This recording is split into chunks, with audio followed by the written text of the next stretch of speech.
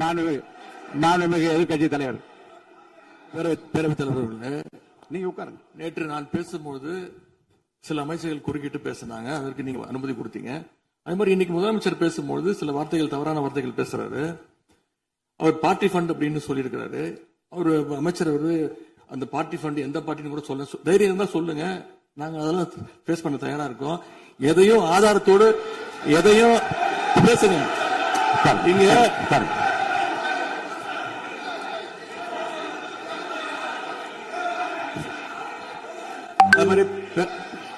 பேரவைத் தலைவர் அவர்களே, நேற்று நான் பேசி முடிஞ்சோடனே நீங்க அவை முடிஞ்சிருச்சுன்னு சொல்லிட்டீங்க. நாங்கெல்லாம் வீட்டுக்கு போயிட்டோம். வீட்டுக்கு போய் டிவி போட்டு பார்த்தா அங்க இன்னொரு அமைச்சர் இன்னும் பதில் சொல்லிட்டே இருந்திருக்கிறாரு. அதற்கெல்லாம் நாங்க இப்ப என்ன பதில் இது, என்ன மரபு இது? நீங்க இப்ப பேசிக்கிட்டே இருப்பீங்களா? நாங்க அதை பார்த்துக்கிட்டே இருக்கணுமா? அதே மாதிரி இன்னைக்கு முதலமைச்சர் அவர்கள் பேசும்போது நாங்களும் அமைதியா கேட்டுட்டு தான் இருந்தோம். ஆனா சில கருத்துக்கள் அவர் பேசும்போது அதை நாங்க அனுமதிக்க முடியாது. ஆதாரத்தோடு ஏதாவது பேசணும்னா, குற்றச்சாட்டுகள் சொல்லும் போது ஆதாரத்தோடு சொன்னீங்கன்னா அதை நாங்க ப்ரூவ் பண்றதுக்கு தயாராக இருக்கு. மாண்புமிகு உறுப்பினர் அவர்கள் இருங்க. நேற்று மாண்புமிகு எதிர்கட்சி தலைவர்கள் பேசியதும், மாண்புமிகு பொதுப்பணித்துறை பேசியதும் ஆதாரம் இல்லாமல் பேசக்கூடாது என்று நான் சொன்னேன். ஆய்வு செய்து நீக்கப்பட வேண்டியது நீக்கும் என்று சொன்னேன். இப்போது மாண்புமிகு முதல்வர் அவர்கள் பேசி முடிக்கட்டும். நீங்கள் கூறிய கருத்துப்படி அதில் ஆதாரங்கள் இல்லாத குறிப்பாக இருந்தால் அதை நீக்குவதற்குரிய உரிமை எனக்கு இருக்கிறது. ஆய்வு செய்து நான் நடவடிக்கை எடுப்பேன். இப்போது மாண்புமிகு முதலமைச்சர் அவர்கள் பேசலாம்.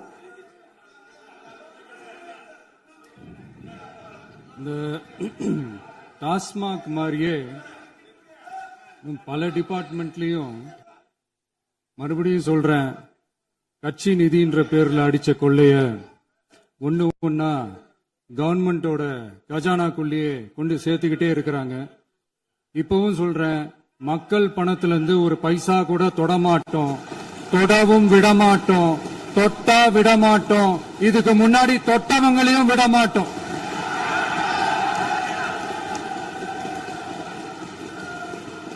ஒவ்வொரு ஊழலா வெளியில வரும் போலே, ஒவ்வொரு வேஷமா கலைஞ்சிரும் போலே, இங்க இருக்கிற நிறைய பேரு நடுங்கி போய்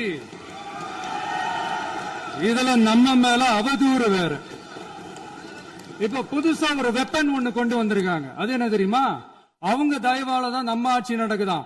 மக்கள் தயவால இந்த ஆட்சி நடந்துகிட்டு இருக்கு. மனசாட்சி உள்ள சக்திகளோட ஆதரவால இந்த ஆட்சி நடந்துகிட்டு இருக்கு. நாங்க தான் அனுப்பி வச்சோம் அப்படின்றாங்களே. அனுப்பி வச்சவங்களுக்கு மினிஸ்ட்ரியில இடம் கொடுத்தா ஏன் கதறீங்க? ஏன் இவ்வளவு கோபம்? ஏன் இவ்வளவு கதறல்? இதுல இன்னொரு முக்கியமான விஷயம், மார்க்சிஸ்ட் கம்யூனிஸ்ட் கட்சி நமக்கு ஆதரவு கொடுத்தது சுயேட்சையா எடுத்த முடிவுன்னு சொல்றாங்க. அதே மாதிரி இந்திய கம்யூனிஸ்ட் கட்சி நமக்கு ஆதரவு கொடுத்தது சுயேட்சையா எடுத்த முடிவுன்னு சொல்றாங்க. இதுல எங்க இருந்து நாங்க தான் அனுப்பி வச்சோம்னா புரியலையே. மக்களுக்கு நல்லா புரியும். எல்லாத்தையும் தெளிவா பார்த்துக்கிட்டு இருக்கிறாங்க.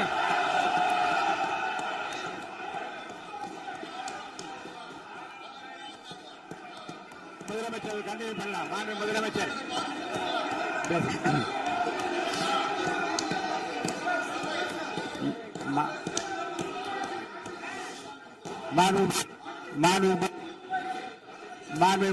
நீ கண்டினியூ பண்ணலாம். நீ கண்டினியூ பண்ணலாம்.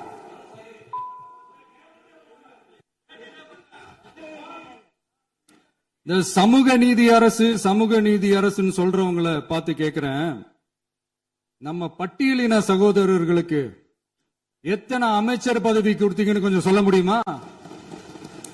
ஆனா நம்மளுடைய அரசுல 8 அமைச்சர் பதவிகள் யாருக்கு? நம்ம பட்டியலின சகோதரர்களுக்கு. எல்லாம் நம்ம அண்ணன், நம்ம தம்பி, நம்ம தங்கச்சிங்க. அண்ணல் அம்பேத்கர் அவர்களுடைய கிட்டத்தட்ட 100 ஆண்டு கால கனவு இப்ப நிறைவேறி இருக்கு. நான் ஏன் கொஞ்சம் சவுண்டா பேசுறேன் அப்படின்னா அவங்களுக்கு கேட்கணும்ன்றதுக்காக, தப்பா எடுத்துக்காது.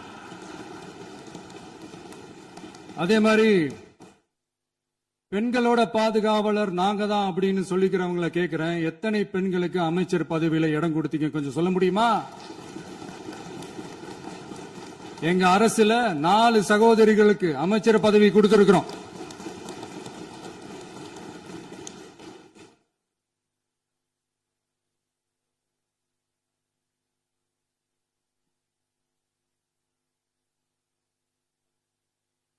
அதனால மக்களால் நிராகரிக்கப்பட்டு மக்களால் அகற்றப்பட்டவங்களுக்கு ஒன்னே ஒன்னு சொல்லிக்கிறோம், தப்பே செய்ய மாட்டோம், ஊழலே செய்ய மாட்டோம், நேர்மையா தான் இருப்போம், நியாயமா தான் இருப்போம் அப்படின்னு சொல்றவங்களால மட்டும்தான் கூட்டணி ஆட்சி அமைக்க முன்வரும். ஆட்சியிலையும் பங்கு, அதிகாரத்திலையும் பங்கு கொடுக்க முன்வரும். ஊழல்லையே ஊறி போனவங்களால இந்த கூட்டணி ஆட்சியோ, ஆட்சியிலையும் பங்கோ, அதிகாரத்திலையும் பங்கு கொடுக்க முன்வராது. மெஜாரிட்டி இருந்தாலும் தரமாட்டாங்க, மெஜாரிட்டி இல்லனாலும் தரமாட்டாங்க. கேட்டா ரெடிமேடா ஒரு பதில் ஒண்ணு வச்சிருப்பாங்க, கூட்டணி ஆட்சியை மக்கள் விரும்ப மாட்டாங்கன்னு. அதே மக்கள் தான் இப்ப அவங்கள பார்த்து சிரிக்கிறாங்க. நான் பதவியேற்ற அன்னைக்கு கொஞ்சம் டைம் அவகாசம் கேட்டேன். எதுக்கு கேட்டேன்? நிதி நிலைமை எல்லாம் கொஞ்சம் மோசமா இருக்குது, அதெல்லாம் கொஞ்சம் சரி செஞ்சுக்கிட்டே படிப்படியா கொஞ்சம் கொஞ்சமா நான் கொடுத்த வாக்குறுதிகள்லாம் செயல்படுத்துவேன், அதுக்காக கொஞ்சம் டைம் அவகாசம் கேட்டேன். நான் ஏதோ வேற எதுக்காகவோ வேற யாருக்காகவோ ஏதோ அவகாசம் கேட்ட மாதிரி. அடுத்து இங்க சபையில இல்லாதவங்களை பத்தி பேச வேண்டாம்னு நினைக்கிறேன்.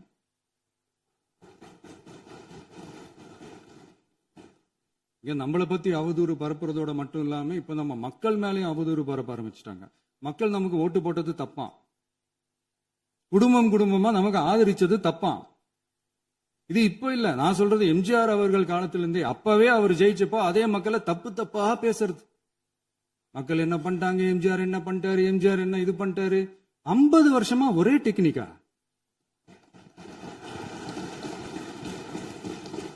டெக்னாலஜி எல்லாம் மாறி வேற எங்கேயோ போயிட்டு இருக்கு. பஸ் இதுல கொஞ்சம் டெக்னிக்காச்சும் கொஞ்சம் மாத்தினா கொஞ்சம் நல்லா இருக்கும். அதனால மக்களுக்கு யூஸ்ஃபுல்லா இருக்கிற மாதிரி இந்த ஆக்கப்பூர்வமான கருத்துக்களோ ஆக்கப்பூர்வமான யோசனைகளோ இருந்தா சொல்லுங்க, அது நாங்க டெஃபரெண்டா எடுத்துக்கிறோம். ஆனா அதை விட்டுட்டு இந்த நக்கலு, நையாண்டி, சம்பந்தம் இல்லாத பேச்சு இதெல்லாம் பேசிட்டு அப்புறம் முதல்வர் பதில் சொல்லல, முதல்வருக்கு பதில் சொல்ல தெரியல அப்படின்னா அப்புறம் என்ன சோஃபா மாடல் ஆட்சியா? அது என்னன்னு புரியறதுக்கே எனக்கு ரொம்ப நாள் ஆச்சு. இந்த சோஃபா செட்டு, டேபிள் சேரு, டீபாய், பர்னிச்சர் பிசினஸ் எல்லாம் வேற எங்க வெளியில போய் பண்ண சொல்லுங்க. அப்படி அந்த பிசினஸ் தான் பண்ணணும்னா நிறைய பிசினஸ் பண்ற மாதிரி வெளியில போய் பண்ண சொல்லுங்க, இங்க சட்டசபைக்குள்ள வேணாம். அதனால ஆக்கப்பூர்வமான கருத்துக்கள் இருந்தா சொல்லுங்க, டெஃபினட்டா அது சரியா இருந்தா நாங்க ஏத்துக்கிறோம். எனக்கு ஒரு குட்டி கதை ஒண்ணு ஞாபகம் வருது, சொல்லாமா? ஒரு ஊர்ல ஒரு பெரியவர் வெயில் ரொம்ப ஜாஸ்தியா இருக்குன்னு சொல்லிட்டு கண்ணுக்கு மேல கை வச்சுக்கிட்டு இப்படி சுத்தி முத்தி தேடிக்கிட்டு இருந்தாராம். அப்ப கூட இருந்த ஒரு சின்ன பையன் என்ன தேடுறீங்க அப்படின்னு கேட்டானா. அதுக்கு அந்த பெரியவர் சொன்னாரா, அது ஒண்ணு இல்ல தம்பி, உங்க அப்பா இங்கதான் இருப்பாருன்னு சொன்னாங்க, அதான் தேடிக்கிட்டு இருக்கேன். எங்க உங்க அப்பாவையா காணோம்?